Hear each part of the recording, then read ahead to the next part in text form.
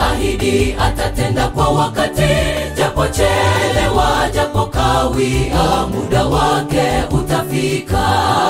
Ziamini ahadi za Mungu, kwani ni mwaminifu, Mungu asiyeshindwa jambo lolote. Ziamini ahadi zake.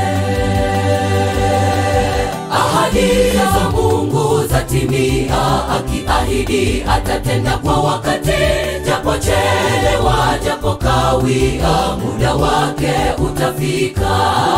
Ziamini ahadi za Mungu, kwani ni mwaminifu, Mungu asiyeshindwa jambo lolote. Ziamini ahadi zake.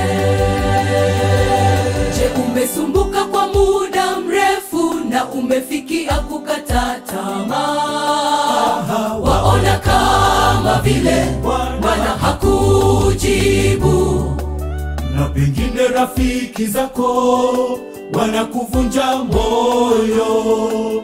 Vumilia ndugu, tena omba kwa imani tu, hajakawia bado, Bwana atakujibu.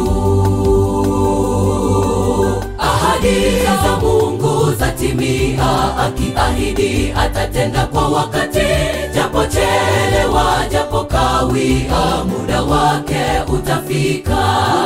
Ziamini ahadi za Mungu, kwani ni mwaminifu, Mungu asiyeshindwa jambo lolote. Ziamini ahadi zake.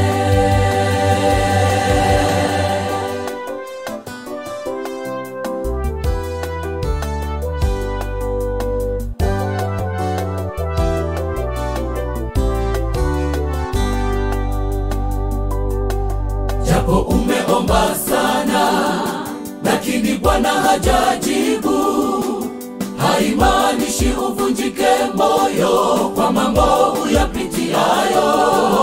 Endelea kumuamini, Bwana ni mwaminifu, alivyotenda kwa wengine atatenda hata kwako. Japo umeomba sana, lakini Bwana hajajibu, haimaanishi uvunjike moyo kwa mambo uyapitiayo.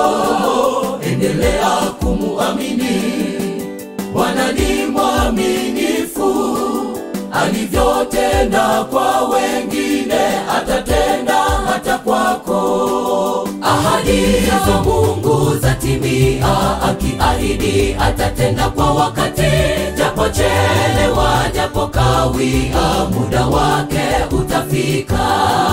Ziamini ahadi za Mungu, kwani ni mwaminifu, Mungu asiyeshindwa jambo lolote. Ziamini ahadi zake.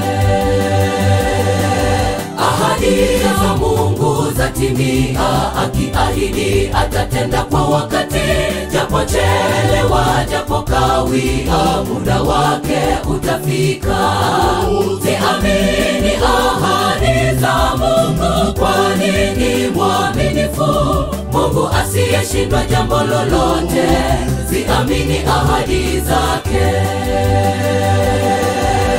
Atatenda kwa wakati, kama alivyomtendea Sara, akiwa na miaka 90 akapata mtoto. Nawe utapata unavyovihitaji, muda wako ukifika, hautaona giza tena, bali nuru ya Mungu kwako itaangaza siku zote. Atatenda kwa wakati, kama alivyomtendea Sara, akiwa na miaka 90 akapata mtoto.